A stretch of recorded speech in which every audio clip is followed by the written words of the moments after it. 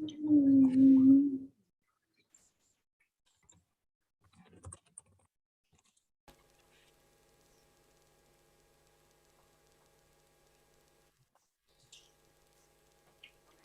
you. Thank you, Ambassador Vero. Benny, turn. Benny.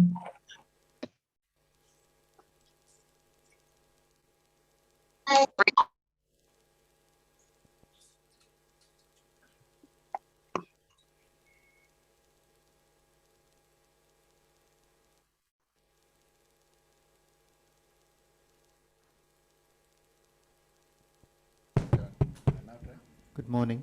Okay. Audio check. His Excellencies, distinguished guests, and colleagues, a very good morning and welcome. The program will begin shortly. Meanwhile, allow me to share a few reminders. The program will be conducted in English and open to all interested parties, including state representatives, UN agencies, intergovernmental organizations, regional and national human rights organizations and institutions, academics and experts on democracy, social justice, political science, and non-governmental organizations active in the field of human rights. We request you to use your preferred name and organizations as your Zoom account username. We kindly ask you to mute yourself as the background noise may disrupt the session and prevent the other participants from hearing the speakers. Apologies in advance, our technical support team will be going around to mute those unmuted microphones. Kindly be informed that the event is being broadcasted via SUHAKAM official YouTube and Facebook account. If you choose to turn on your camera and participate in the discussion, we consider that we have your consent. Alternatively, you may also follow the live streaming. To make a comment or ask a question during the participatory session, you may either type it in the chat box or use the raise hand option, where you may be invited to take the floor. In the interest of time, please keep your interventions short and concise to ensure the space could be more inclusive. Do speak at a reasonable pace, especially not too fast, to make sure everybody is able to follow the discussion. On behalf of the organizers, we request you to remain sensitive and respectful throughout the session. Please feel free to drop a line to the co-host and host of the session if you face any technical issues. Thank you for your cooperation.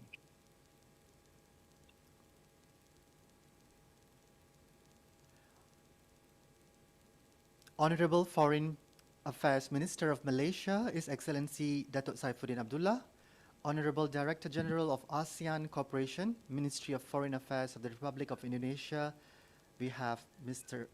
Sidarto Suryadipuro, His Excellency, Representative of the ASEAN Intergovernmental Human Rights Commission, Chairperson and Commissioners of National Human Rights Institution of Malaysia, Indonesia, Thailand, Philippines, and Timor-Leste, distinguished guests and colleagues. It's our immense pleasure in welcoming you to the second regional dialogue on human rights and democratization in Myanmar. The theme of today's dialogue is utilizing the role of ASEAN Mechanism as a way forward for a sustainable solution in Myanmar. We would like to invite SUHAKAM Chairperson, Mr. Othman Hashim, to kindly deliver the welcoming remarks. Thank you very much, Kumaran. Honorable Datuk Saifuddin Abdullah, Minister of Foreign Affairs of Malaysia, His Excellency Sidarto Suryodipuro, Director General of ASEAN Cooperation, Ministry of Foreign Affairs of Indonesia, Excellencies, Chairpersons and Commissioners of NHRIs, media representatives, ladies and gentlemen.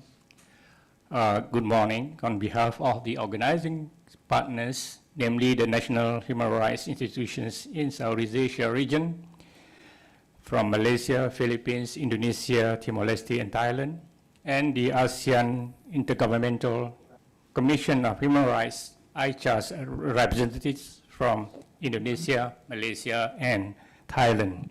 I would like to extend my warmest welcome to everyone present today to the second regional dialogue on human rights and democratizations in Myanmar. The second regional dialogue is part of a series of regional dialogues to discuss regional perspectives and approaches on the human rights situation in Myanmar since the military coup on 1st February 2021. The first regional dialogue that was held virtually on 15 July 2021 brought together an array of key stakeholders to explore, beyond the 5-point consensus of the ASEAN leaders meeting in April 2021 and other options available. The distinguished speakers and participants discussed the deteriorating situations in Myanmar, limitations and roles of ASEAN and its mechanism, importance of collaboration with an emphasis on inclusivity, and propose various actions as a way forward, including a call for the formation of an emergency coalition for the people of Myanmar by the UN Special Rapporteurs on the situation of human rights in Myanmar. Ladies and gentlemen, 8 months has passed since the military coup on 1st February 2021, and there have not been any signs of progress or improvement on the situation. Credible reports and statements by the UN Special Rapporteurs on the situation of human rights in Myanmar continue to showcase the devastating occurrences of human rights violations and increasing number of killings, arbitrary detentions, and internal displacements of civilians in Myanmar. As it is without doubt that the situation in Myanmar is a regional issue, silence is definitely not an option. As a national human rights institution, SUHAKAM has been closely monitoring the situation in Myanmar through, among others, engagement with the Myanmar National Human Rights Commission and the Myanmar Civil Society Organization in Malaysia to obtain information on the situation on the ground. As we are aware, following the 54th ASEAN Foreign Ministers meeting, AMM, ASEAN announced the appointment of His Excellency Dato' Erwan Pehin Yusof, Ministers of Foreign Affairs II of Brunei Darussalam, as the Special Envoy of the ASEAN Chair on Myanmar on 4th August 2021. He has been entrusted with the responsibility to facilitate Myanmar's urgent implementations of the 5-point consensus to build trust and confidence with full access to all parties concerned. Despite his tireless efforts, there has been limited progress in the implementations of the 5-point consensus. We continue to observe voices of concern from the international community. The decisions of the emergency ASEAN Foreign Ministers meeting on 15 October 2021 to invite a non-political representatives from Myanmar to attend the upcoming ASEAN and related summits clearly demonstrates that a peaceful and non-violent resolutions to the crisis and return to democracy continues to be a matter of urgency. This unprecedented decision is a departure from ASEAN's decade-long policy of engagement and non-interference in the internal affairs of member states. It is highly relevant to today's regional dialogue and its theme, utilizing the role of the ASEAN mechanism as a way forward for a sustainable solution in Myanmar. So we are honored that Minister of Foreign Affairs of Malaysia, Honorable Datuk Saifuddin Abdullah, is able to join us today as one of the ASEAN leaders and leading voices in the region on the situation in Myanmar. I recognize also the presence of His Excellency Sidarto Suryo Dipuro, Director General of ASEAN Cooperations, Ministry of Foreign Affairs of Indonesia, as a representative of Her Excellency Retno Marsudi Minister of Foreign Affairs of the Republic of Indonesia in this dialogue. Such support and attention given to these humble initiatives signal that there is an urgent need for a platform where all stakeholders can meet to discuss the best possible ways to move forward and explore other possible regional initiatives with a view to seeking sustainable solutions to the conflict and the restoration of democracy in Myanmar. Ladies and gentlemen, I would like to take this opportunity to thank everyone for your time and commitment to participate in today's second regional dialogue on human rights and democratizations in Myanmar.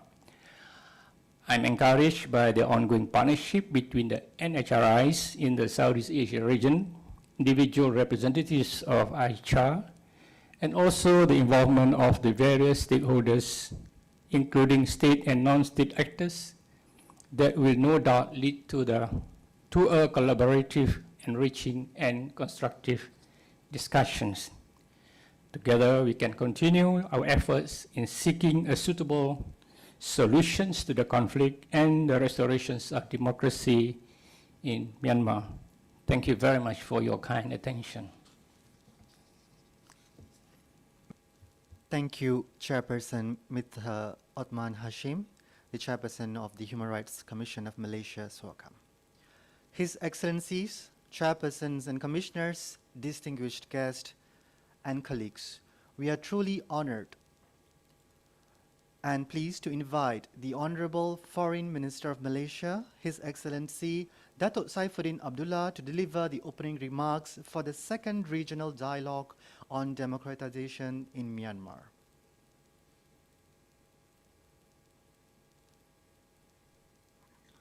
Hi, can you hear me?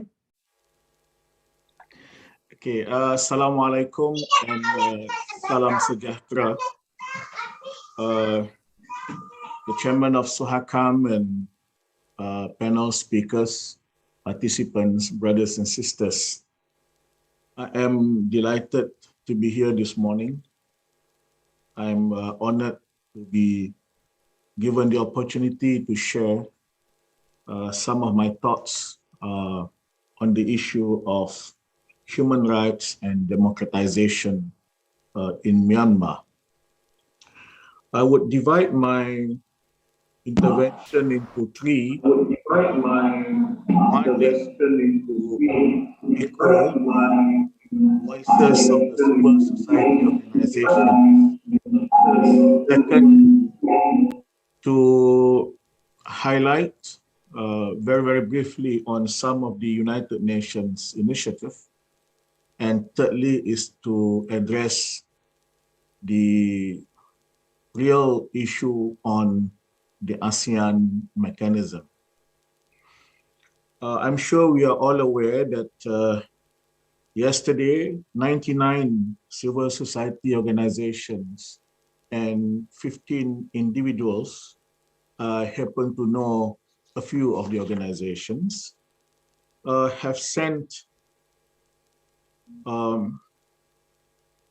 a call on the United Nations Secretary General. They signed a memorandum calling on the United Nations Secretary General to personally lead a high-level efforts to address this growing crisis. I take it that this is a very gentle reminder on ASEAN leaders that we really need to address the issue in a way that is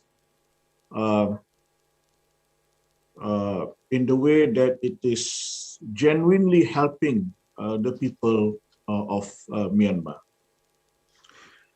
The memorandum is about 3 pages. I'm not going into the detail, but I am only looking at the last para of the memorandum.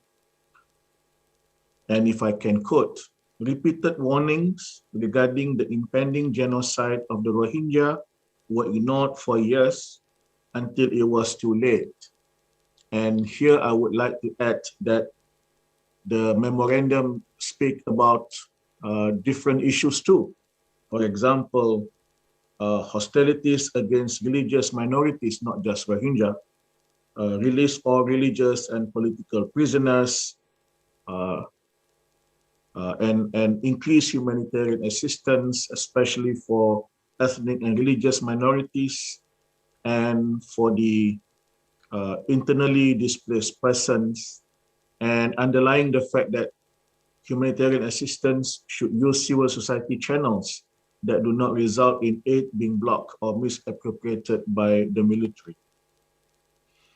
The second last line of the last para of the memorandum reads, "We sound the warning bell now that there is a real danger of the military again using nationalism and attacks on non-Buddhists for its nefarious political agenda, with devastating consequences for religious minorities in the country." I think this memorandum gives us a very comprehensive overview of what is happening in the recent months in Myanmar. At the same time, we also understand that the United Nations has played quite an active role. A resolution titled "The Situation in Myanmar" was adopted by the General Assembly on 18th of June 2021. The resolution called on the armed forces of Myanmar to respect the results of the general election held on 8 November 2020 and the state of emergency, respect all human rights of the population, allow sustained democratic transition, including the opening of a democratically elected parliament, call on the armed forces to immediately and unconditionally release political detainees who have been arbitrarily detained, charged, or arrested, prevent the flow of arms into Myanmar, and bring all national institutions under a fully inclusive civilian government. What is interesting is that at that time, when the resolution was drafted,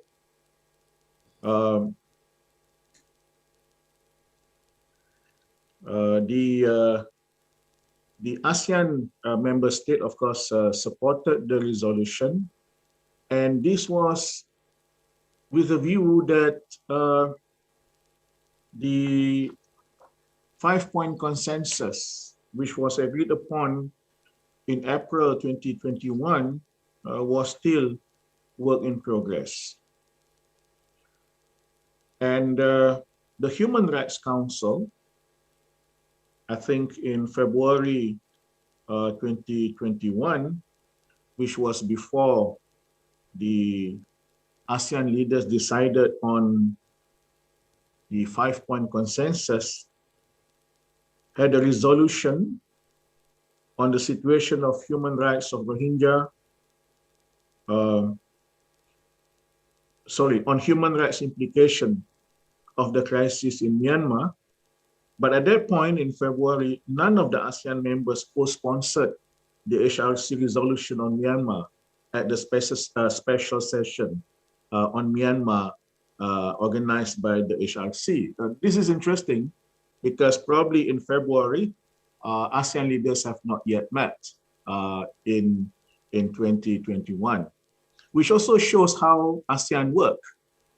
Before you decide officially and formally, you sometimes become overly careful not to promote certain issues and not to co-sponsor certain issues, even though then the ASEAN members, I think, supported later the HRC resolution.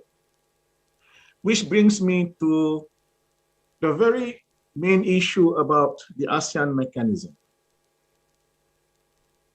On one hand, we have an almost sacrosanct principle of non-interference in the domestic politics of one another. On the other, ASEAN realizes that the principle of non-interference cannot be applied separately from or above other ASEAN principles of strengthening democracy, promoting and protecting human rights, good governance, and the rule of law. There is simply a lot of stake for ASEAN as a rules-based organization to maintain its unity, centrality, and credibility, which form an important foundation to ensure that the organization will not turn obsolete and ineffective. The principle of non-interference was raised by some member states at the emergency meeting of the foreign ministers on the 15th of October. And this is understandable, and I fully recognize that it is a valid argument because, as I said earlier, the principles of non-interference is observed by ASEAN member states as an almost sacrosanct principle. And it has, in many ways, been useful and practical in many situations. But when we are faced with situations like the one that is currently occurring in Myanmar, then perhaps ASEAN should actually do some soul searching. The decision not to invite the leader of the military junta of Myanmar to the ASEAN summit on the 26th and 28th of October is unprecedented. Some analysts are saying that this is a departure from the principle of non-interference. I remember speaking during the intervention at the emergency meeting of foreign ministers, saying that we are,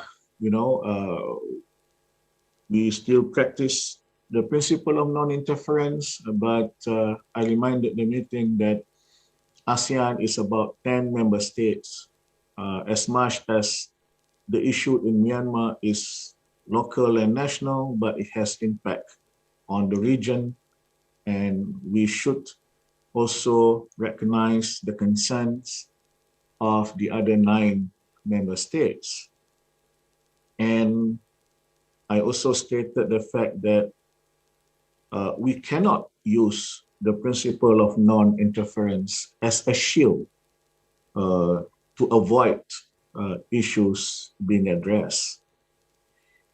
You know, on my short stint as a foreign minister twice now, and interestingly in 2 different governments, yeah.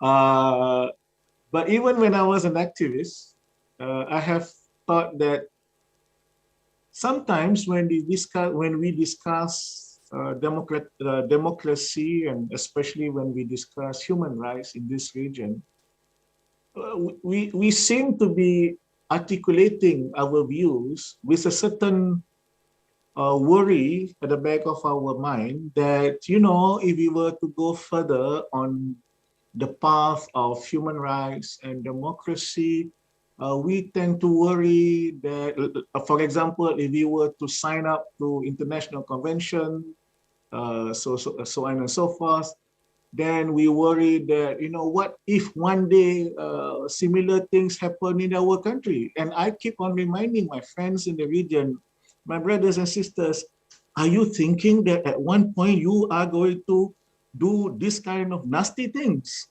If you are not thinking along that way, then why worry about promoting and upholding these values and virtues of democracy and human rights? So I would like to then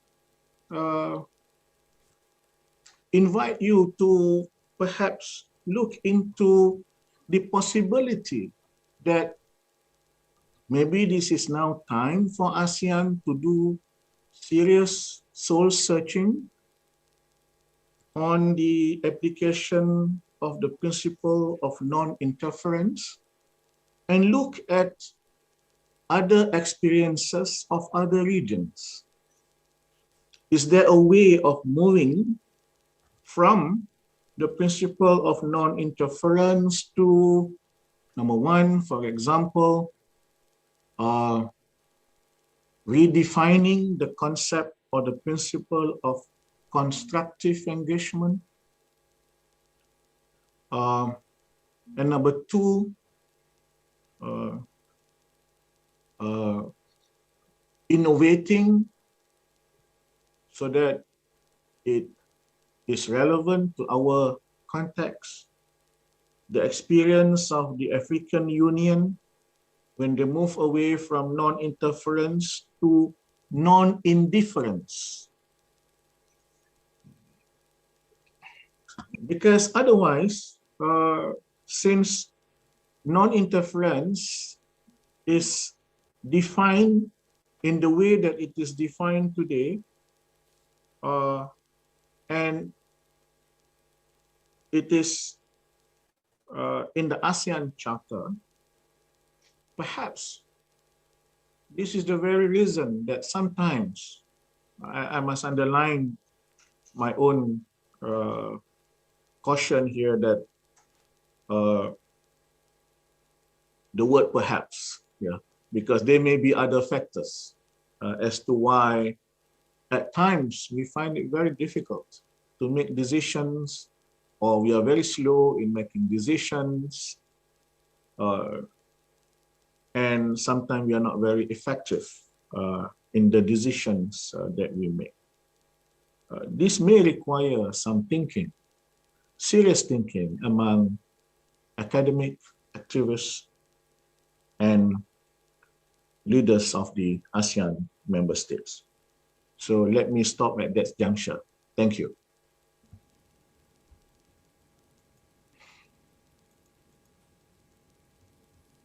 We record our appreciation to His Excellency Dato' Saifuddin for delivering the opening remarks and also the very important and insightful comments.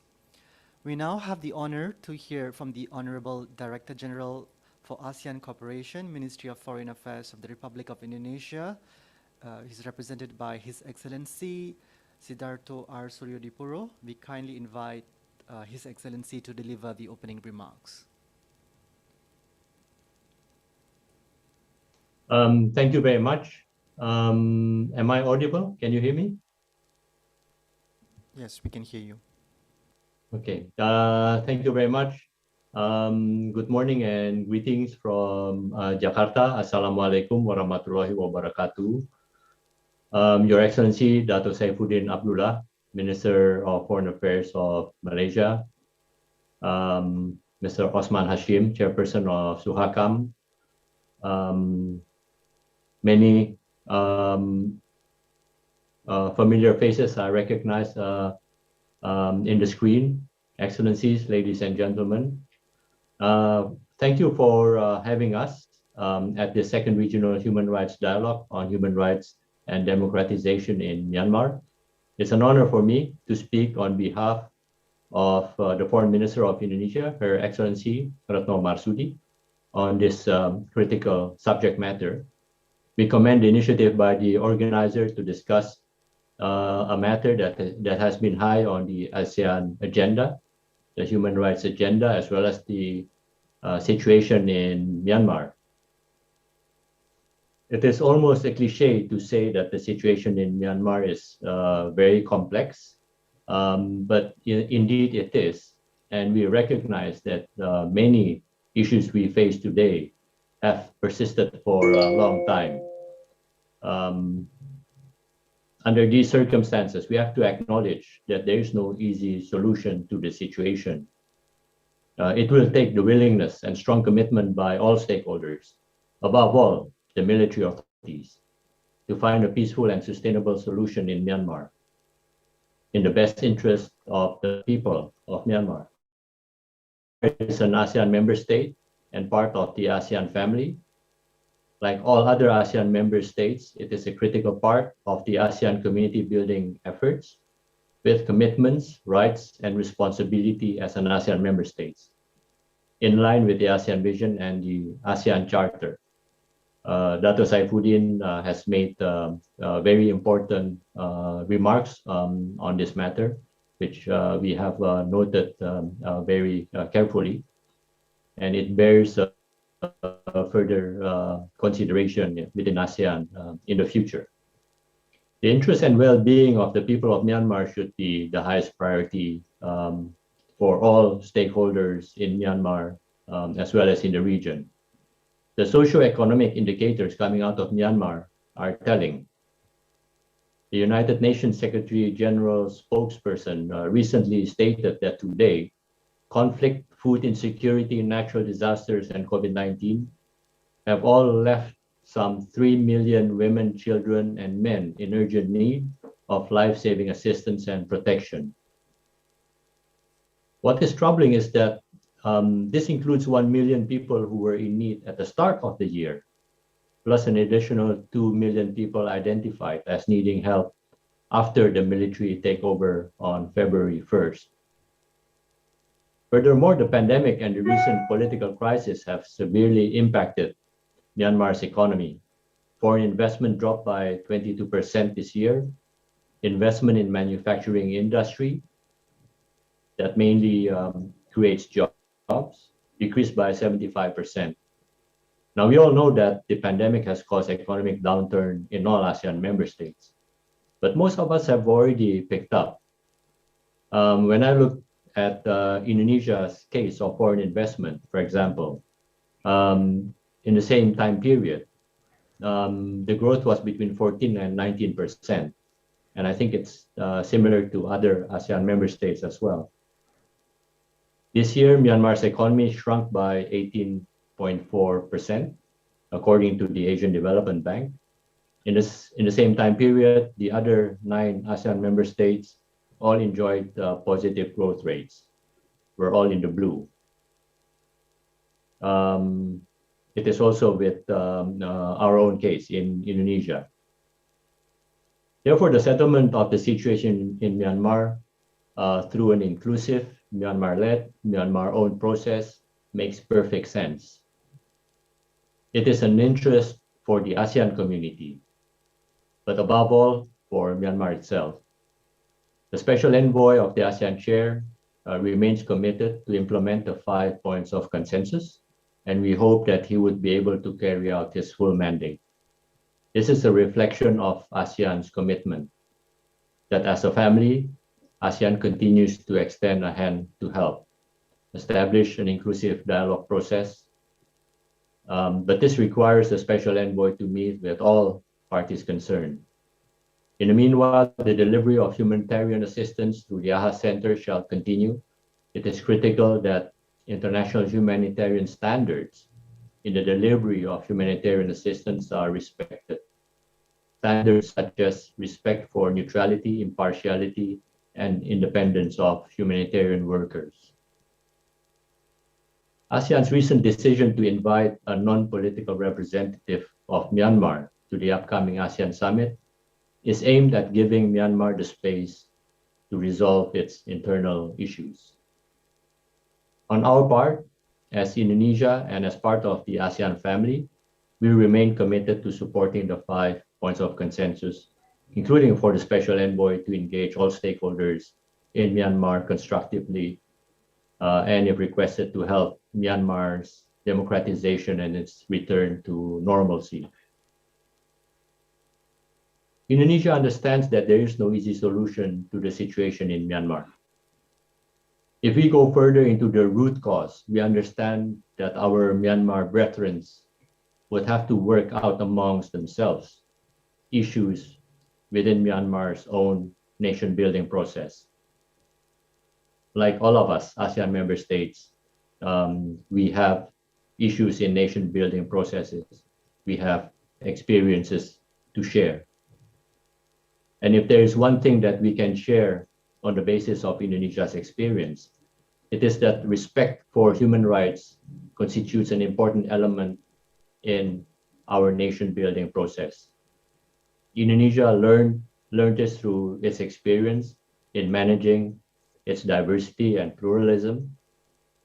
Indonesia is not perfect, no country is, but respect and promotion of human rights is a continuous process. Our own experience in ASEAN is also instructive. Human rights should remain an embedded value of ASEAN and a prerequisite for peace, unity, and harmony among communities. It is in this light that various ASEAN mechanisms and national institutions of ASEAN member states might play a positive and constructive roles in advancing human rights and democracies by providing recommendations and proposed solutions. On that note, I welcome the recent AICHR's initiative to discuss Myanmar at its meeting. This is a first step for an open and constructive discussions on human rights issues in ASEAN, and it should be continued.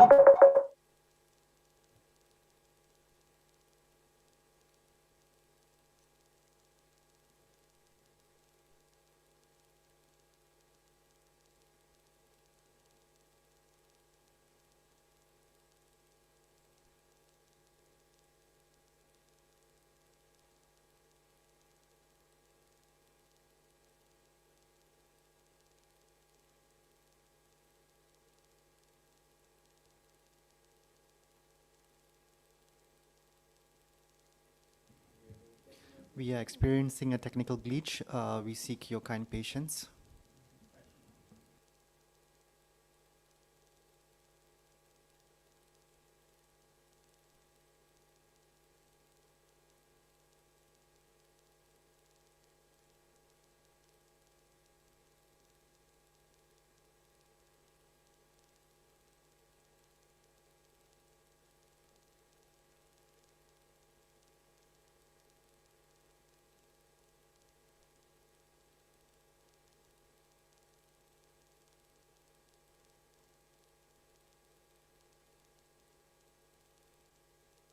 My apologies for that. Can Yeah, we can okay, hear you. thank you. I was saying that the recent ASEAN Human Rights Dialogue, just more than a month ago, is a step in the right direction. This is not something controversial. We are all part of the Human Rights Council, and we have also established such forums with our partners, such as with the EU. It is our hope that this forum can continue to develop in the future and contribute to the establishment of an ASEAN community that upholds the principles contained in the ASEAN Human Rights Declaration and the ASEAN Charter. As an effort among ASEAN member states to encourage each other to progress as human rights values continue to consolidate within ASEAN. With those opening remarks, I would like to thank you for your kind attention, and I wish this human rights dialogue a fruitful and constructive discussion. Thank you. Assalamualaikum warahmatullahi wabarakatuh. Thank you, His Excellency Siddharto Suryodipuro, for delivering your opening remarks and the very important and crucial comments that you have recorded here. Before moving forward with the next panel discussion, we would like to invite His Excellency Foreign Minister Datuk Saifuddin and also His Excellency Siddharto Suryodipuro and other distinguished guests and colleagues to turn on your camera if you're comfortable for the customary photo session of the program. We have 120 participants and guests joining us. Can you speak louder? Could not hear. Okay, we would like to invite distinguished guests and participants to turn on your camera if you're comfortable. We would like to take a photo of the photo session.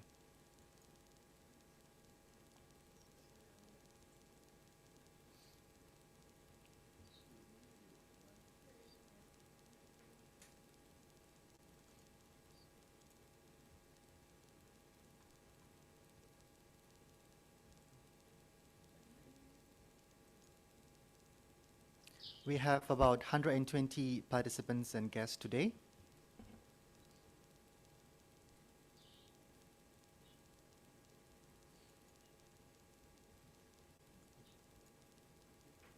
Okay, I think we are done. Thank you very much. I would like to now move on to the next session, which is the panel discussion. And this session will be moderated by SUHAKAM's Commissioner, Mr. George Joseph. Over to you, sir. Good morning, His Excellency, the Foreign Minister of Malaysia, Datuk Saifuddin Abdullah, His Excellency Sidarto, Director General of ASEAN Cooperation from Indonesia. It is our pleasure actually to organize this second dialogue, and I think when I say our, I speak about the co-organizers. It's the Human Rights Commissions from 5 countries in Southeast Asia, Malaysia, Philippines, Indonesia, Timor-Leste and Thailand, National Human Rights Institutions. And then we have 3 AICHR reps from Indonesia, Thailand and Malaysia who has joined in this effort to keep the dialogue going. I think all of us are feeling a little bit uncertain on how to show some effort, and I think from a human rights point of view, from a national human rights institution, our question is human rights really has no borders, because what happens across the other side will inevitably have an impact on our side, where we manage our own human rights issues. So that's how coming together for something happening in our region or even a broader part of the world always has a great justification for your human rights institution. I think thank you to the 2 excellent speeches in the beginning, provocative, and I think it's time to do soul searching for ASEAN. I think that's been a long time coming.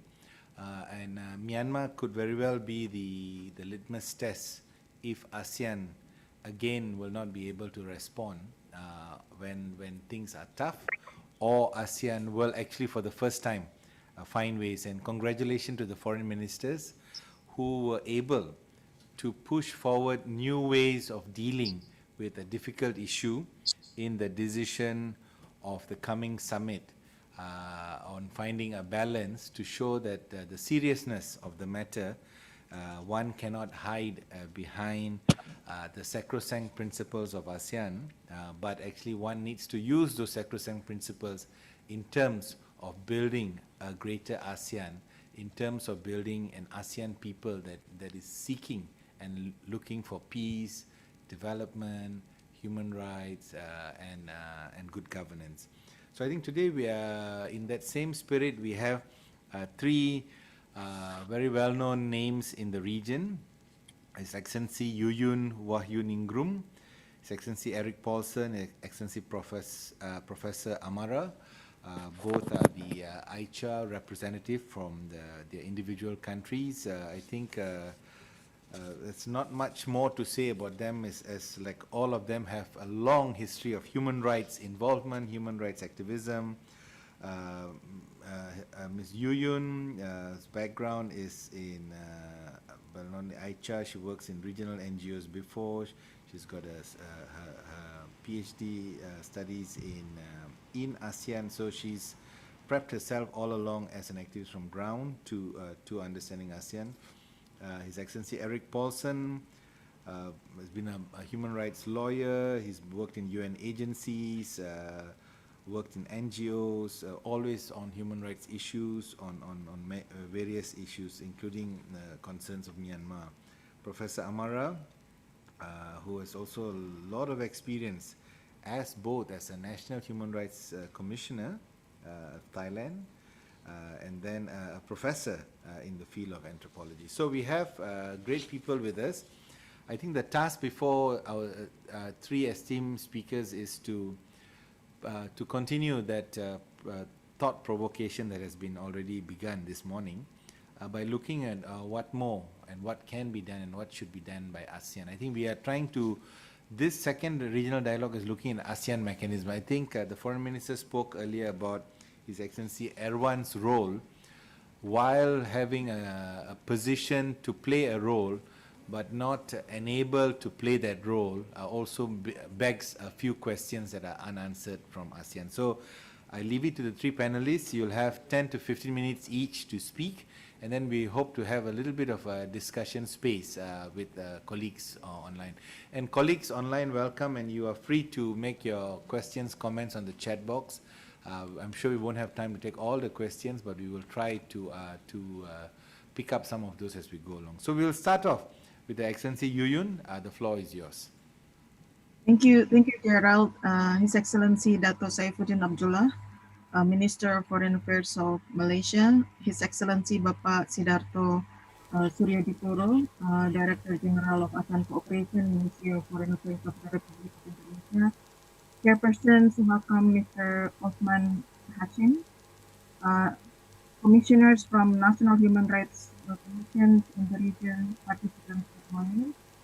So my task is to update on what has been happening since the first regional dialogue on human rights and democratization in Myanmar that was organized on the 15th July 2021, and also to continue to have some ideas following the earlier speakers in the opening remarks.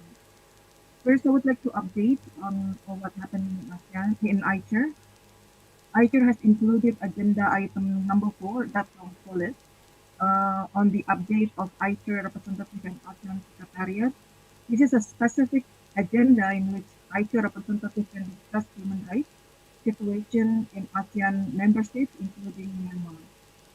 Some representatives made some intervention in this space. This agenda is rather new in AICHR.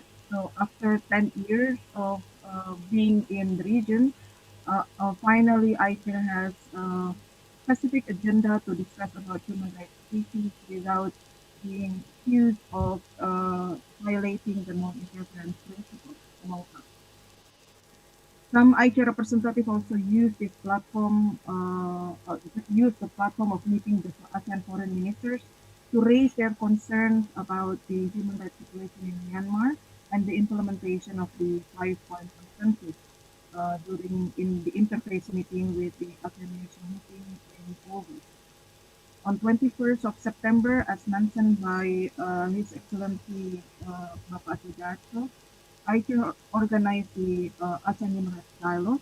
This is the third event for ASEAN member states to discuss among themselves on human rights situation in their countries, and we hope to make this ASEAN Human Rights Dialogue an annual event.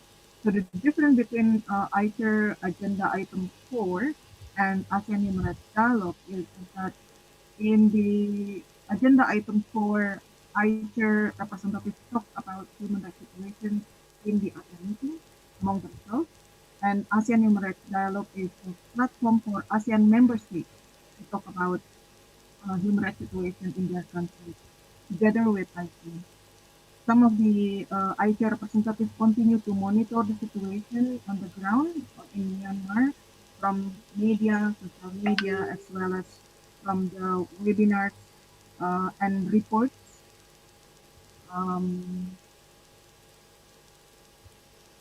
Not sure about my audio. Anyway, I continue. Maybe,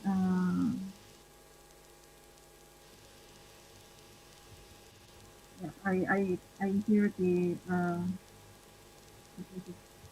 some of the AICHR representatives continue to monitor the situation on the ground from media, social media, as well as engaging in a number of webinars and receiving reports from civil society organizations as well as from different institutions, including myself, received a lot of reports, and some of the AICHR representatives released individual statements in relation to the situation in Myanmar. I also would like to echo the sentiment of the foreign ministers on our disappointment of the lack of the compliance with the 5-point consensus. 2 days ago, we saw pictures, videos, and news that family and friends reunion with those who have been released from the prison. But unfortunately, 45 minutes or 50 minutes after the release, we hear that they got rearrested. So we are very concerned about the situation in Myanmar right now with this situation.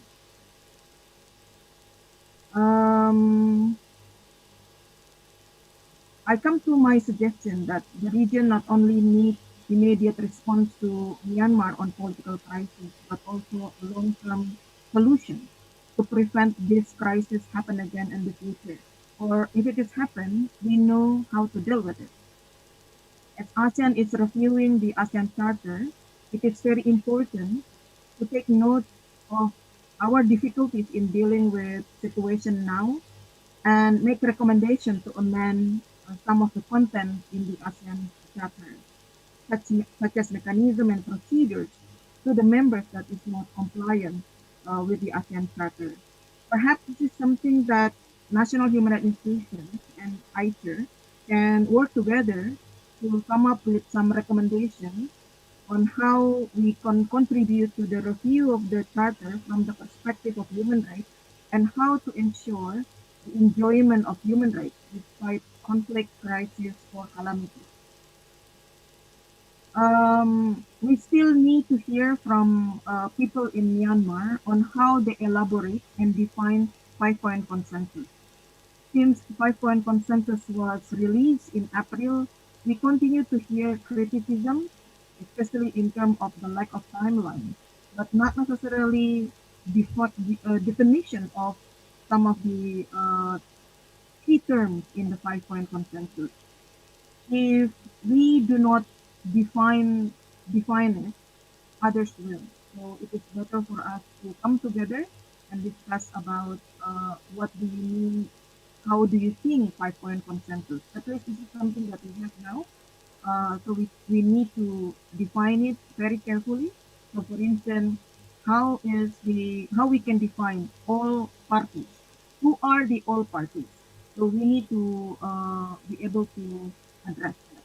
My last point is that AICHR now has complaint mechanism, but we haven't received incoming complaints from Myanmar in the situation. We receive reports, but not necessarily individual complaint on the situation of Myanmar. And I hope we can receive more and more complaints in relation to the current situation in Myanmar. Lastly, I would like to take this opportunity to reiterate AICHR commitment to assist Myanmar on the task assigned by ASEAN Foreign. Thank you very much.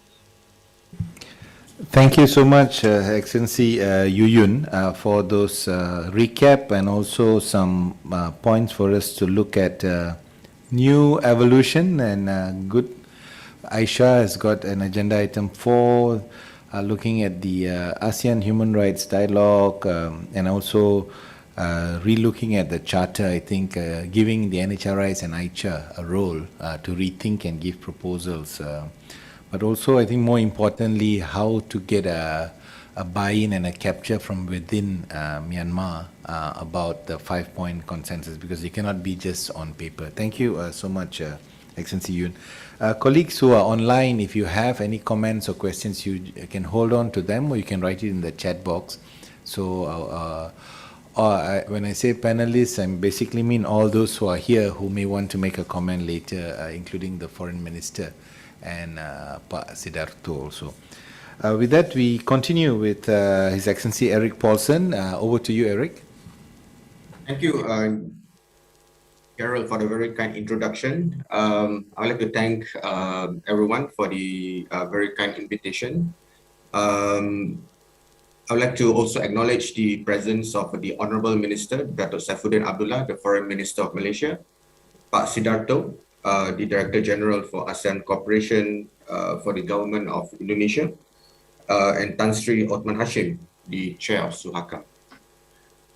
Just to add on to what Ibu Yun had said, I of course I don't propose to reiterate what we have done, but just to add the principles of ASEAN also equally applies to AICHR. And in AICHR, we also struggle with the difficulties of basic principles like decision by consensus, and also the principles of non-interference. As you know, this crisis in Myanmar did not just begin with the coup. The Rohingya crisis has gone on for far too long, and of course, we know in 2017 it became much more serious with allegations of genocide, crimes against humanity, and which has caused more than 1 million Rohingya refugees to flee to Bangladesh, and there are at least 200,000 of them in Malaysia. And in AICHR, Malaysia, Indonesia, we tried to raise the issue, but unfortunately, there was lack of consensus, and therefore the discussion could not be brought forward.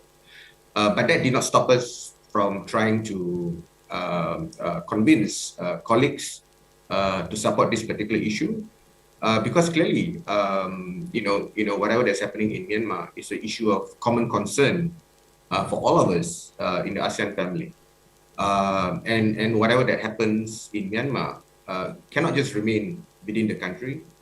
Certain issues like the Rohingya crisis, and of course the coup in Myanmar would certainly spill over, and it would affect all of us in the region. And therefore, it's important for us to get beyond this box of non-interference and to be able to discuss the issue as a family. And that was successfully done, as you had elaborated back in April. For the first time, AICHR managed to put in an agenda to discuss developments of human rights in the region. And Myanmar was discussed quite robustly, and several countries, including all of us here in this particular forum, made comments, interventions on Myanmar. And of course, all of us in AICHR, we stand ready to assist the government of Myanmar should the ASEAN foreign ministers instruct us to do so. But I also like to put in context in the wider perspective on what ASEAN can do or should do, because there have been a lot of criticism of ASEAN. But I think some of this criticism can be seen to be unfair, because the context is important. So I would now proceed to my presentation. On 24th April, ASEAN accomplished what many thought was near impossible. ASEAN got General Min Aung Hlaing, the leader of the Tatmadaw, to attend the special leaders meeting in person for crisis talk on Myanmar. Of course, some may say that was exactly what General Min Aung Hlaing wanted, i.e. to go about business as usual, and pretended that all was well within the country and that he has the support of ASEAN. Such a view, for me, is short-sighted, as ASEAN, well known for its non-interference principle, has for the first time convened a special meeting to discuss grievous issues concerning another member state. This has never happened before in the history of ASEAN. The special leaders meeting is the culmination of weeks of diplomatic efforts led by Indonesia, Malaysia, Singapore, all of which had advocated for a stronger response since the military coup on 1st February. Despite the odds being against all member states speaking firmly in unison, the meeting reached a 5-point consensus. This is a better than expected outcome, as historically it has been extremely difficult to engage with the military regimes of Myanmar. To realistically address the crisis, ASEAN has to speak to the de facto party in power, no matter how uncomfortable that may be. 6 months on from the historic meeting, Myanmar is still deep in crisis. The military regime is still bent on suppressing all popular opposition, shooting to kill and using brutal measures to stifle mass protests and the civil disobedience movement. It is therefore not surprising that more and more Myanmar people are choosing to fight back, and many have joined the NUG's People's Defense Force or armed ethnic groups in using arms or other violent methods. With no signs that any sides are backing down, a dangerous stalemate has developed. And the Tatmadaw is now reportedly preparing for a massive military onslaught against the people's resistance. Despite the Tatmadaw's lack of interest in implementing the 5-point consensus and the lack of cooperation with the ASEAN Special Envoy, Dato' Erwan Yusof, who was appointed on 4th of August, we must remember that General Min Aung Hlaing has agreed to the 5-point consensus in a face-to-face meeting with all the leaders of ASEAN member states. The 5-point consensus is a breakthrough as it provides an entry point and framework for constructive dialogue among all parties concerned, which must include Aung San Suu Kyi and the National League for Democracy, as they have the strongest claim to legitimate government after winning the election twice in 2015 and in November last year. Without their involvement in the mediation process, it will struggle to find broad-based support from the Myanmar people.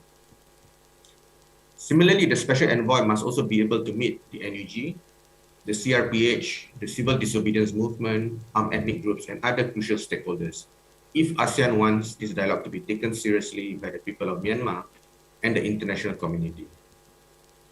But these seemingly reasonable requests from the Special Envoy have been rebuffed by the Tatmadaw on the grounds that these persons and entities have been outlawed or are facing charges. Surely these reasons are unacceptable, as Aung San Suu Kyi, NLD, NUG, CRPH, etc. must have a seat at the table to determine the future of the country, not to mention that most would consider these charges as politically motivated. The Special Envoy, to his credit, cancelled his proposed visit, standing by his earlier statement not to visit Myanmar without access to all parties concerned. However much we want the situation in Myanmar to return to normalcy or to a situation pre-coup d'etat, the Tatmadaw will not hand over power to the ousted civilian government. No nation or grouping of nations, including ASEAN, have the leverage that can compel the regime to do that. That is why ASEAN should be commended for taking a tough but necessary stance against General Min Aung Hlaing by not inviting him to the ASEAN summit. This is a key high-level meeting that is scheduled to be convened this month, but instead will invite a non-political representative from Myanmar. This is a significant move, as this sets a new precedent for ASEAN's dealing with Myanmar. ASEAN has never set such preconditions for a member state representation in meetings. And so this is a significant stick that has been used against Myanmar. The decision has sent the clearest message to the Tatmadaw that ASEAN will not be strung along and that it will have to implement the 5-point consensus if General Min Aung Hlaing wants ASEAN to return to business as usual. Of further significance is that ASEAN has also clearly not recognized General Min Aung Hlaing as the legitimate leader of Myanmar and the State Administration Council as the legitimate government of Myanmar. The issue of legitimacy is still being contested and up for grabs by competing claims of the NUG, CRPH, NLD. There is no magic wand to magically transform these 5 points or any demands from words to deeds. All diplomatic efforts and pressure must continue, as obviously nothing will be achieved if these 5 points are not translated into reality, and the Tatmadaw keeps delaying and obstructing all efforts. I hope General Min Aung Hlaing will come around and cooperate with ASEAN. It will not be easy, as I'm sure the State Administration Council will continue to go ahead with their own roadmap, which includes supposedly holding elections by August 2023 and returning power to civilian government. The Tatmadaw has previously said that they are ready to walk with a few friends and that they are used to international sanctions and isolation. This might be true in the past, but times have also changed, and the people of Myanmar simply will not allow this to continue. There was a suggestion by commentators that if ASEAN was not able to move quickly and decisively, then the few more vocal ASEAN member states can work with other like-minded countries in a separate track from ASEAN. But this misses the point of ASEAN and its value to member states. For the Tatmadaw, it values ASEAN as it can provide legitimacy to the regime's rule, and historically ASEAN has provided international support and cover for any of their troubled member states from international criticism. To have any chance of positively influencing events in Myanmar, ASEAN needs to continue speaking with a collective voice and a sense of unity, just as it did during the Special Leaders Summit in Jakarta, and also in last week's emergency ASEAN Foreign Ministers meeting. ASEAN must move forward as he has committed to the 5-point consensus. There is no turning back. And ASEAN, in order to maintain its centrality, credibility, and relevance, must hold General Min Aung Hlaing to the 5-point consensus he has agreed to. The international community must recognize that the situation warrants greater attention and support. Myanmar is becoming a failed state with a dysfunctional state administration, failing health and COVID-19 response, failing education and other basic services, serious poverty, food insecurity, humanitarian and forced displacement crisis, and an economy in free fall. There will also be a greater refugee outflows and security issues, particularly in drugs and other illicit activities. There is also no prospect for durable solutions for the Rohingya refugees if the situation persists. The stakes are high for ASEAN should the mediation process fails. ASEAN deserves greater support and higher priority from the international community, most crucially China, Russia, India, Japan, and other Western countries beyond mere public statements of support, but tangible support for the ASEAN process. International pressure works slowly but surely, from the US and China agreeing to retain Myanmar's UN seat for now by the incumbent. He was appointed by the NLD government until further decision in November at the UN General Assembly.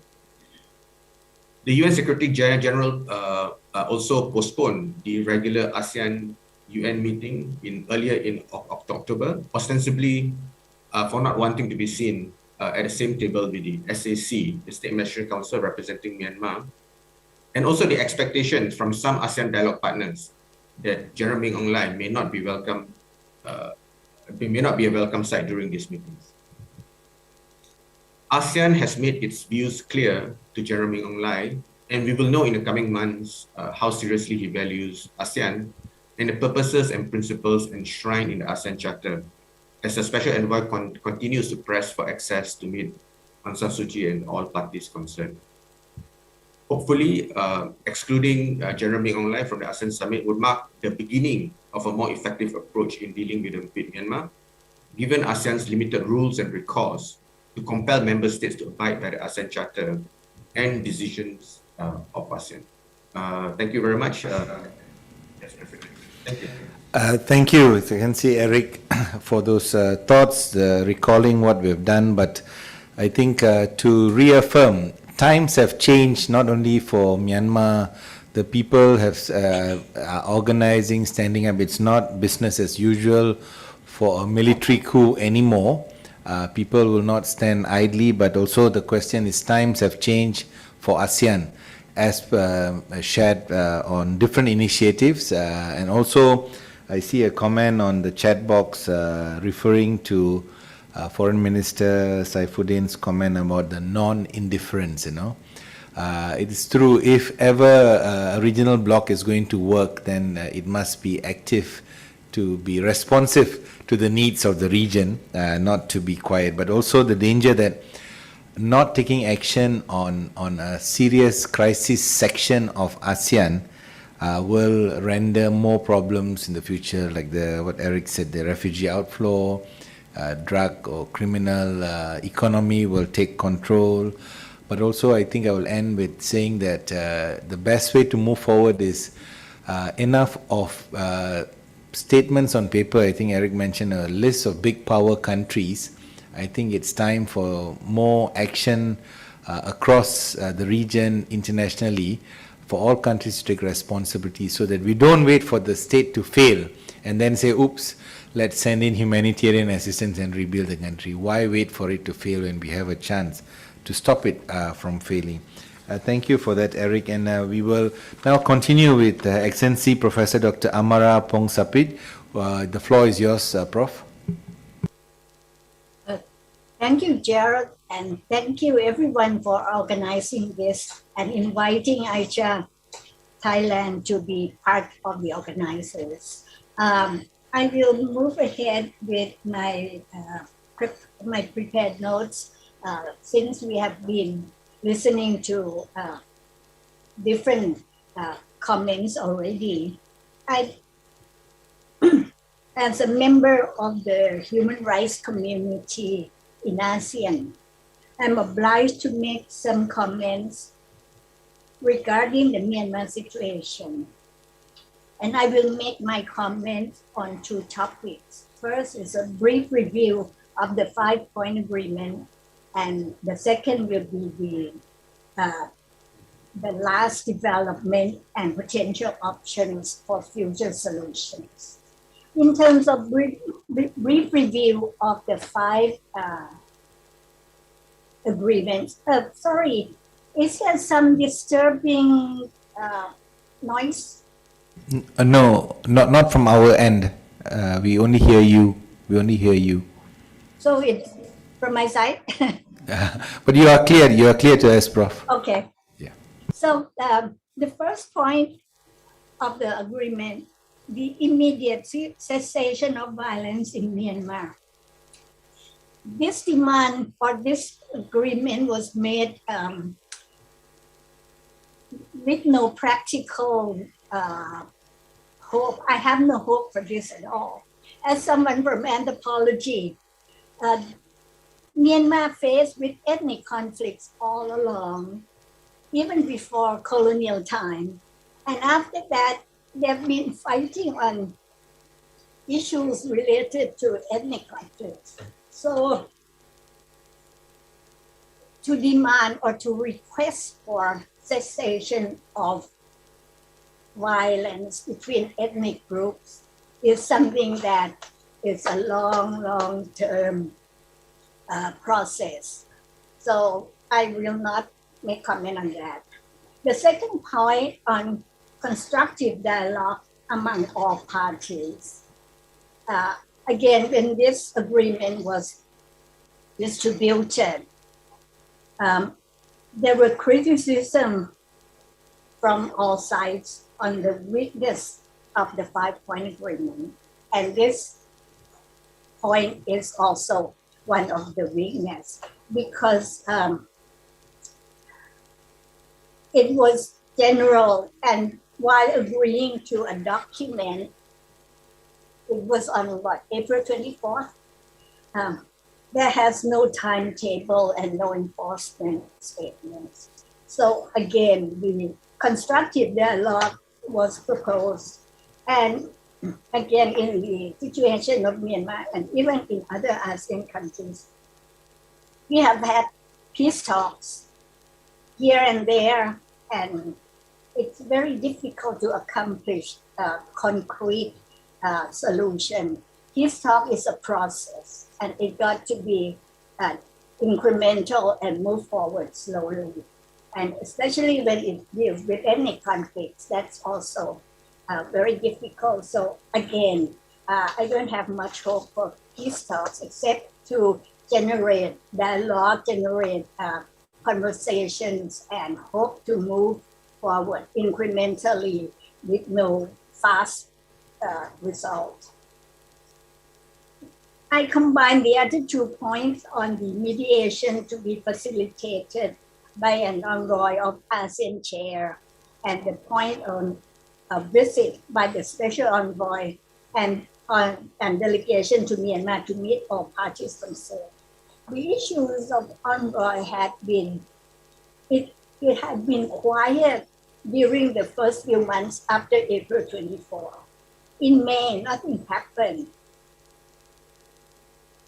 June, July, August, almost nothing happened until on August 3rd, when Jakarta urges Myanmar to accept an envoy appointment. And once, agreed on who should be sent, again, it was not easy. On September 17, Erwan Yusuf was, who was appointed as a Brunei envoy or ASEAN envoy, proposed the ceasefire in the discussion. And the military had accepted it, but with Provedor and said that the Tatmadaw agrees to call for ceasefire to distribute aid. This will be connected to my other point on humanitarian affairs. But again, not much happened. And so we need to move forward again. So the pressure was made from all sides, and the NUG called for anti-military revolt again in early September. And then when the Tatmadaw announced that it will bar ASEAN envoy from meeting on Aung San Suu Kyi, I think that's the turning point. That made it very clear that the Tatmadaw was not, has no intention to speed up or to move forward on the 5-point agreement. And I think it moved to the next stage of the October 15 ASEAN Ministerial Informal Agreement to bar the military from joining the ASEAN Center. So the issues of handling an envoy is something that we did not expect to have such resistance, but we had, and it turned out to be leading to a turning point, which is October 15. And after that, only a few days, the Tatmadaw announced to free 5,636 prisoners. So that means that some reaction from the ASEAN camp would trigger something, but we have yet to see what happened after that. And you mentioned that after being released, they were detained again. But again, at least it triggers something. And the next day also Myanmar plans to lure back tourism. So I think we need to push for more progress regarding the activities of the envoy to establish dialogues and move forward. And my next, I said I have 2 big points. My second point is the move forward. So, and I will focus on the humanitarian assistance, which is the last point of the agreement. When the agreement on the April 24th had mentioned the humanitarian assistance provided by ASEAN and the review of the AHA Center. Actually, the issue of the AHA Center had been discussed in AICHR before, when we were talking about the Rohingya last year, 2019. So we now know that the AHA Center is there. It has some mandates. And at that time, it was said that the AHA Center was to deal with natural disaster.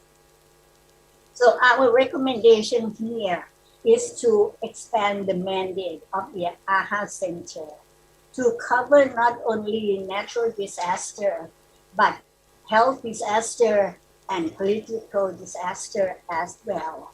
So for moving forward, my first point is to review the mandate of the AHA Center.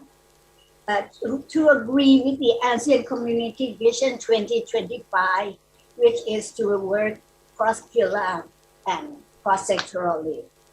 So if we are able to expand the scope and the mandate of the AHA Center, we can move forward to utilize the fund which had been pledged by ASEAN nations and dialogue partners at the amount of $8 million to aid Myanmar.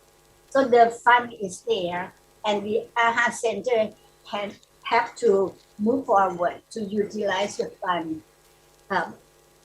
and by coordinating with networks of local CSOs to provide humanitarian assistance and abate the humanitarian crisis along the border.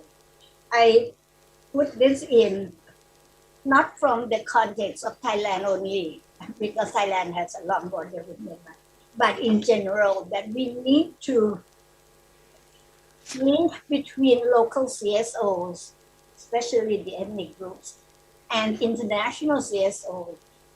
And if they work on the same issue, then collaborate and move forward without having to go through the military structure.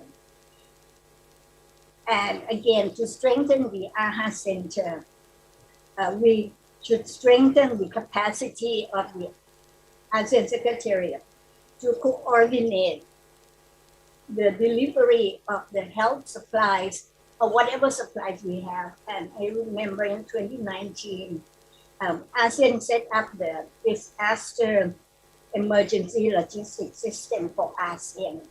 But again, with this DELSA, disaster emergency logistics system for ASEAN, the scope had to expand beyond natural disaster. So that's my first potential options for moving forward.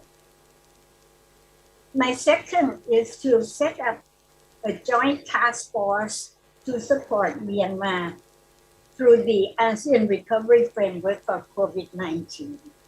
ASEAN has this document already, the ASEAN Recovery Framework for COVID-19.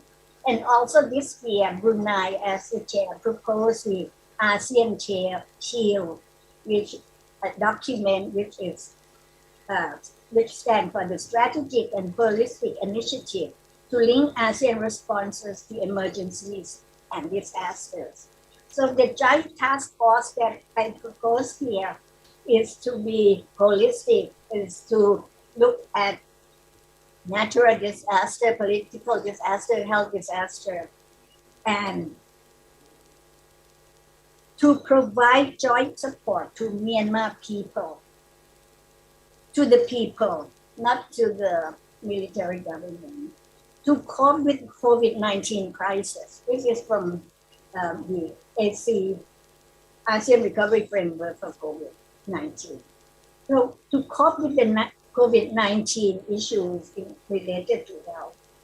But we should also have this task force working together with the ASEAN Dialogue partners to consider a humanitarian intervention model with a joint task force and joint strategy. It should run by initiating broad engagement with different political forces, establishing presence inside Myanmar as well as outside, mobilizing and coordinating resources, and setting mechanisms to resolve humanitarian disaster and humanitarian assistance. The joint task force maybe have different format. Based on the ASEAN Shield document, the ASEAN Shield document proposed a regional approach on coordination and building readiness for emergencies and disasters at different levels. At the regional level, here it said including 10 ASEAN member states. And at the sub-regional level, having 2 or more ASEAN ministers. So we don't need 10 countries to form a consensus. We have regional consensus of 10 countries, but we have sub-regional consensus of less than 10 countries. And this is what we have been talking about in terms of flexible consensus earlier on this morning. And also the Shield document mentioned that we have to work cross-pillar and cross-sectorally. So this is my second proposal, to look into the joint task force to be holistic, to cover all issues and to cover all partners. My last point is related to migrant workers and refugees. This is in view of the post-COVID-19 and the recovery as well.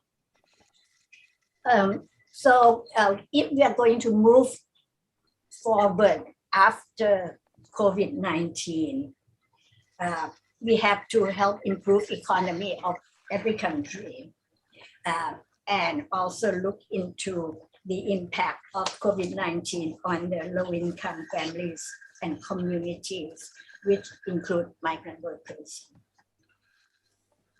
And this issue also require that both government and business people have to join hands to support migrant workers in their return to work process. It's difficult to acquire all the vaccines and medical support, etc. We all need to help Myanmar workers to recover through health facilities. Both government and business sector will have to do that. And it will have to be a package program, which include both, the health part, how to get vaccination, etc., as well as the COVID-19 surveillance process, which means that once at work, they have to have ATK, they have to have that. So this will be a package designed to support migrant workers. Prof, if I may request you to I stop here. to the end. To work together and have a package for migrant workers to return to work, both in terms of health and in terms of economic recovery. So those are my three proposals. Thank you, Excellency Prof. Amara, for looking at the no-hope situation in some points of the 5-point consensus, for being very direct about looking at the history of Myanmar, ethnic conflicts. Also asking the question, how can you push the military in terms of following through on the agreements of the 5-point agreement, and the role of the envoy to take off in a better way, to review the AHA Center's mandate and function, to look at the ASEAN recovery framework from a people's point of view, a Myanmar people's point of view, and also to continue the journey that ASEAN has now embarked on, called the flexible consensus, in different forms. I think that's what I think we are gaining a new energy in ASEAN soul searching. So I think there's this concept called the sub-regional consensus. And also not forget the pandemic has actually rendered many people, especially Myanmar migrant workers, already suffering. They need to come back to have their livelihood. Thank you, Prof. I think with that, we've come after hearing to 5 presentations. We have a few minutes for any comments. I already hear some comments on the chat box. What I propose to do is, it won't really be a question answer time. If you have a comment, it has to be very short. I'm asking interveners a minute and a half, then I'll have to cut you off, so that we'll give a few people a chance to speak. All right. Those who have written, thank you very much for your comments. I think there is one question already that asking, why hasn't ASEAN engaged with NUG formally already? While the analysis is clear on the military, but the NUG question is unanswered. And then also there's a question on the political might. How much do we push? What's the strategy to handle a very stubborn and resilient military thinking gang that has been around for a long time, and they have weathered all kinds of political storms? So what more do we need? So please, what I will do, we'll just listen to a few interventions, comments, and then I'll give a 2-minute feedback to our 2 to 3 minutes for each of our panel members here, and then after that, the Foreign Minister will have his closing statement, of course also picking up from what was said. So if you want to take the floor, you can also raise your hands, but only 1.5 minutes. I see Zafar's hand raised. Over to you, Zafar.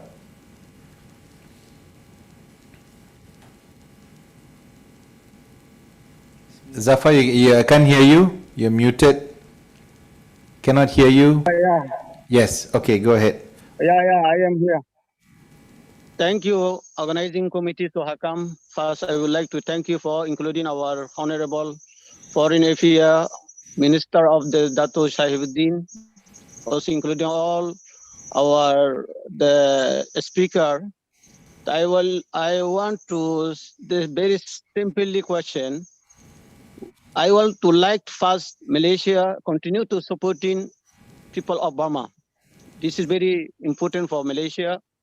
So again, I want to ask to all civil society, all government and minister, including other also agency, government agency must be together stand up the real democracy in Myanmar. So we have still living in the genocide survival in our own country. How Malaysia can do stop the genocide, including other ASEAN member state countries. So I have the very limited question. So I do not have more explain, but everybody have know what happened in Myanmar until no. So last 2 days ago, 5,000 prisoners to release. These 5,000 prisoners, who are they? So is the very some also more people they release all crime, the involvement person they are released, but no political real person they are be military no have the release. So what the ASEAN doing? But I asked to ASEAN government, ASEAN member state country. So many Rohingya also arrested last 2012 until 2020. Many Rohingya they are be military arrested. One Rohingya be no have the release. This amnesty. So what we are feeling today? What about have the foreign minister in Malaysia they come out about the statement? I don't know. So I hope NUG what this case concern, we ask to NUG must be fully support for Rohingya until we can win one day. We can harmony living in the country. We have been born in Myanmar. Okay. We also have the indigenous people. So Zafar, the time is up. Thank you, Zafar. We get your point. Thank you. Thank you, Zafar. Okay, thank you so much. Okay, thank you. I see a next hand. Also, questions are coming. I was informed that our colleague from the Human Rights Commission of Thailand, Ms. Ratikul, the advisor, wants to take the floor. Ms. Ratikul? Yes, thank you very much. First of all, I would like to thank SUHAKAM for organizing this second regional dialogue on human rights and democratization in Myanmar. It's a very useful forum for us to listen to this, to have a discussion and listen to the current situation in Myanmar. And I do appreciate the presentation of His Excellency, the Foreign Minister from Malaysia. Is a very thought-provoking for all ASEAN friends to think about that, to think about the proposal you just mentioned earlier. And at this point, I would like to reaffirm that NHRCT Thailand supports the ASEAN 5-point consensus that approved by the leaders since April, even though it's a little bit no hope consensus for the time being. I agree with Dr. Amara that is quite a no hope consensus, but I think that we should look at in a positive way that we have something to move to push it forward to achieve for the 5-point consensus. And I also agree with, I would like to support Dr. Amara's proposal, but I have a very short question that how could we push this proposal through within the ASEAN mechanism. Maybe it's a homework for the foreign minister of Malaysia and also Indonesia to help us to get it through. Thank you very much. Thank you. Thank you so much for those suggestions of hope despite the no hope scenario. So I think that's how we've been handling Myanmar, and I can only imagine the pain of the people in Myanmar. We are outside. I see a hand, TG Paupi, please. Yeah, over to you. Hi, my name is Paupi. Yeah, I'm from Zombie Refugee Committee, and then I would like, and then I was here by inviting from NSI, North South Initiative. So thank you very much for SUHAKAM that I can be here in the meeting to take some times. And in the past Asian Summit in May Online is included about 2 or 3 times, I think so, if I'm not mistaken. But there's nothing changed in Myanmar for torture and persecution on Myanmar people. So this time, when I read the news, if I'm not mistaken, Min Online is not to include, I think so. And then there's somebody the Asian Summit are inviting. By doing this, giving pressure to Min Online, there's little, even though it's released, even though they did not release a real political person, or even though they did not release a real political person, at least little bit, how to say, they release somebody. So by doing this also, it's good. And then I should say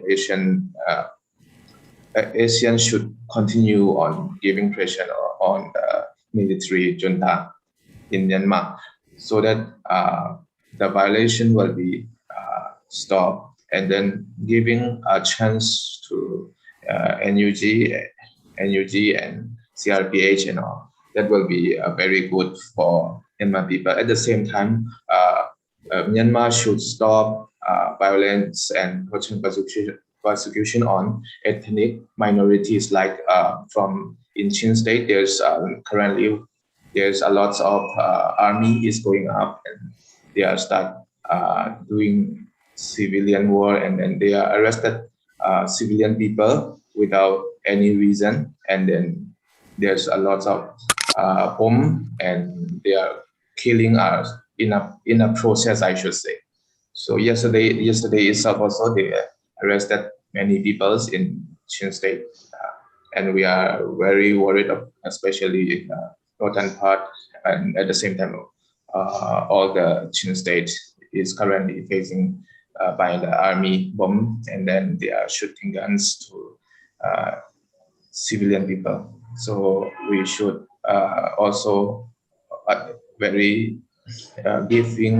should give attention to this Chin State as well. Thank you very much. Thank you, Poppy, for sharing what's happening from the ground. I think that's something that we are realizing. We are only getting bits and pieces of information via networks of what's happening on the ground. The initial coverage of the Myanmar military crisis is now gone down. There's very little coverage, and I think that's danger for ASEAN, for the world, if people forget that, as you said, Poppy, and Zafar said, on the ground, serious things are still happening: violations, arrests, political prison, and violence, and that needs to be documented and told to the world regularly. Okay, if I don't see any other hands, I will then take it as we will give the last round of comments from our 3 panelists, and then I will hand it over to Foreign Minister Excellency Saifuddin, who will make his closing comments. So we will start with Prof. Amara. I hope 3 minutes each, please. Prof. Amara, we can start the other way around. Over to you. Oh, thank you, Gerald. I don't need 3 minutes because I don't have anything to say. Except that please let's put our hands together and move forward constructively with new initiatives on constructive interpretation of the principles and the mandates that we have. That's all I have to say right now. I think we need to move forward. Thank you, Prof. Thank you. Eric Paulson, over to you. Thank you, Gerald. I also would not take long, but I think all of us here in this particular panel, we share the concerns, regarding what's happening in Myanmar. All of us have worked in the region, and of course, all of us have a special interest also to ensure that the human rights situation in Myanmar gets better, and hopefully the situation will return to normalcy. Having said that, AICHR is a creature of ASEAN, and we cannot escape from how AICHR works. At the end of the day, AICHR is made up of 10 representatives, and all of them represent their respective countries under the direction of their foreign ministry. That is why sometimes we are not able to get consensus, and that's why the three of us are here outside of AICHR to try to advocate this issue at a different forum. But having said that, the old proverb states that, look, if you want to go fast, you go alone. But if you want to go far, then you have to go together. But that would take time. And sometimes there's also a learning process. And here the learning process must come from all 10 of us within AICHR and ASEAN. And here, since Dr. Saifuddin is here, I would certainly urge the foreign minister to try to convince colleagues in the AMM to give greater latitude or directions so that AICHR representative individuals would be able to take on, to discuss in a more candid manner human rights issues of common concern for all of us. Because without clearance from the respective foreign ministry, it will be difficult for AICHR to be the robust, relevant, strong human rights mechanism that we want in our region, that the people of ASEAN deserves. Thank you. Thank you. This actually follows up from Prof. Amara's point about the flexible consensus, sub-regional consensus. So I think AICHR will also need to explore, as you said, the movement for broad consensus of 10 is a work in process, but like the three of you plus maybe even Singapore, others can come on specific issues for what's called sub-regional consensus. These are interesting areas to forge forward. Yeah, thank you. Before I pass it to Yuyun, I want to give. I saw one last hand. This is a bonus hand. I don't know who is this gentleman, Mr. Rahmat Abdul Karim. Over to you, and then Yuyun, I'll give the floor to you. Hello, Assalamualaikum. Good morning, everybody. I'm very thankful to all of you who are working, who are seeking solution. Make a change in Myanmar. So, as the Myanmar crisis is since a very long time ago, just wondering if ASEAN can make a commission to investigate and also to make Myanmar military personnel accountable for their long-time crimes, and also to find a way to compensate all those who had suffered under the military regime. Because as myself, my 40 years had been wasted. My whole life became a refugee. So who is going to compensate me? A lot of million of Rohingyas, they are not forced to live in Bangladesh, and there are also no security in Bangladesh. So how long we are going to live like that? If there is no financial compensation to be forced on Myanmar officials, and also if there is no special commission to be formed by ASEAN to investigate all those crimes, the persecution and the injustice will continue in Myanmar. That is my comment. Thank you, everyone. Thank you for the comment, Rahmat. Over to you, Yuyun. Thank you, Gerald.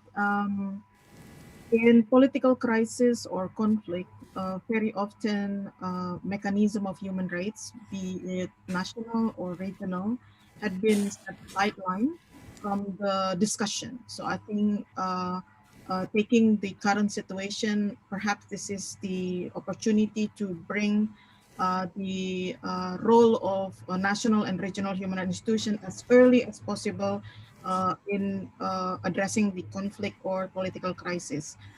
As you may also, it's not only here in the region, but also all over the world. The role of national or regional organization working on human rights only come after the conflict or after the political crisis. But perhaps time has changed and we need to define the role of the mechanism of human rights in this situation.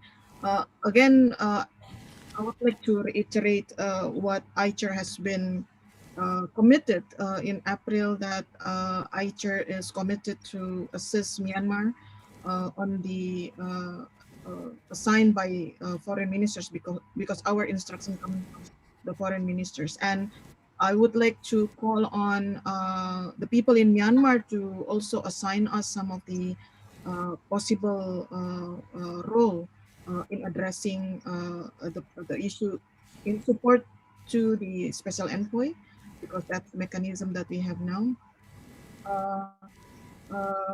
And I would like to also call for people in Myanmar to use the mechanism in AICHR. We have very limited mechanism, yes, but it would be good to be used so we can also highlight the problems of our.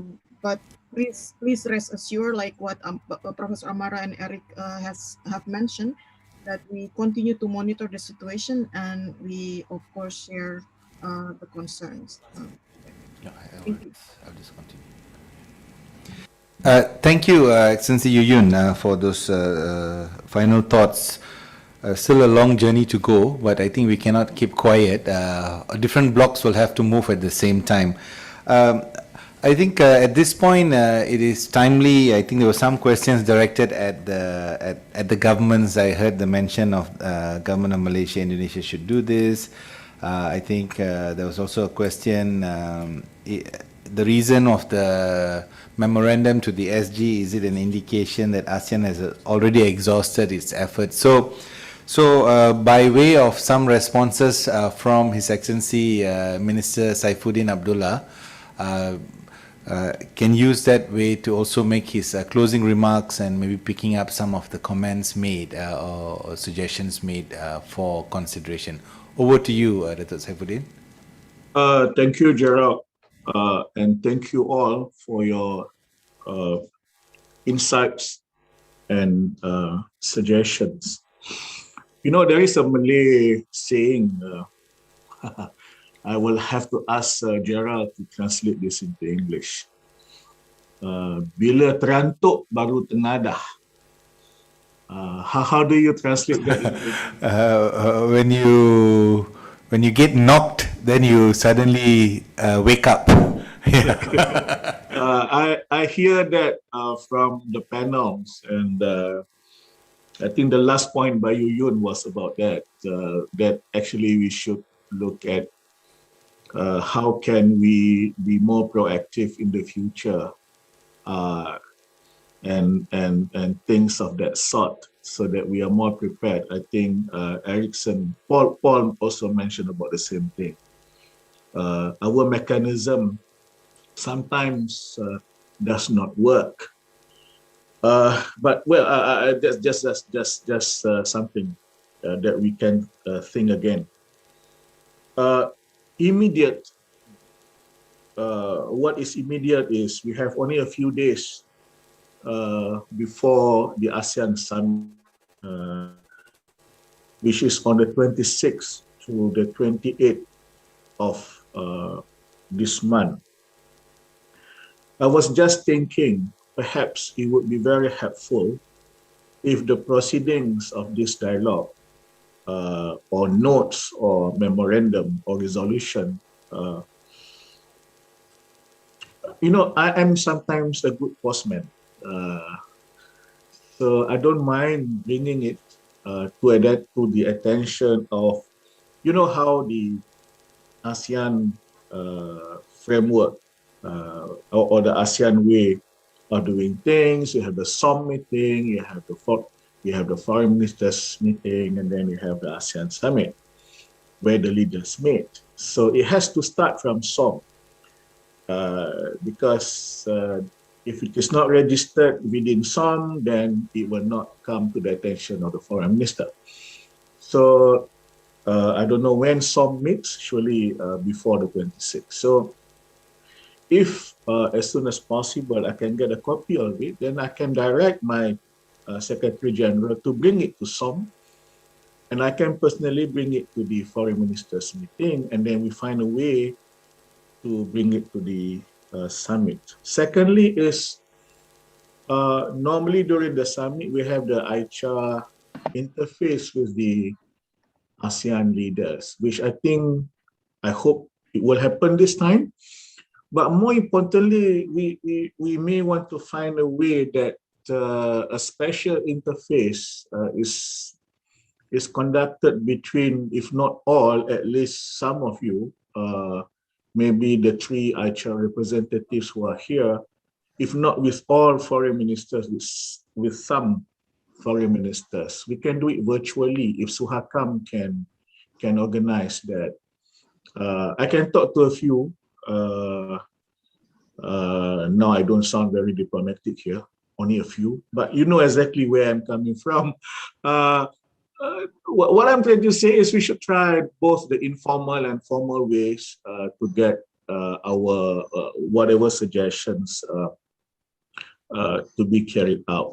I mean, unprecedented issues calls for unprecedented ways, and we are not doing anything wrong. We are simply trying to work and do whatever that is possible so that the message gets across and hopefully will result in at least a good outcome at the summit, which probably can be some kind of a catalyst to help us move on with the 5-point consensus. Like we need to have more details on the deadlines. We have to have more details on who are the stakeholders under point number 5 of the 5-point consensus, and the point raised by some of you, and also the memorandum that I cited at the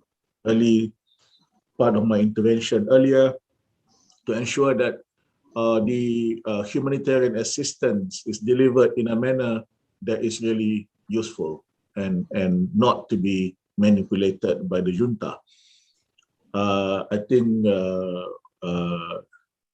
Paul mentioned about the need, perhaps, Paul and probably all the 3 panels spoke about we need to be creative also in the way we want to implement the 5-point consensus. So I'm looking forward to receiving your, whatever you want to call it, letter, memorandum, blah, blah, blah.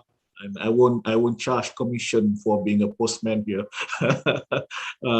And really we have to work together. And thank you all for coming, and thank you SUHAKAM for organizing. Thank you, His Excellency, Foreign Minister, for delivering the closing remarks. Last but not least, I would like to invite a Commissioner of the CHRP to deliver the vote of thanks, but unfortunately she's not able to join us, but this will be a recorded message.